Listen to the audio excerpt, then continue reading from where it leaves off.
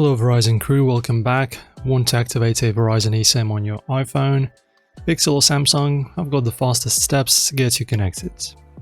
So first guys, ensure your device supports eSIM, check settings, then about phone, general about for eSIM or digital SIM. Your phone must be unlocked if from another carrier, contact them if needed.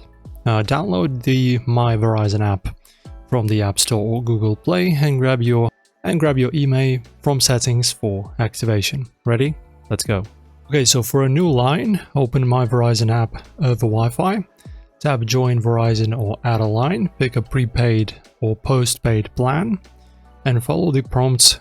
Enter your email, use email 2 for iPhone 13 or earlier.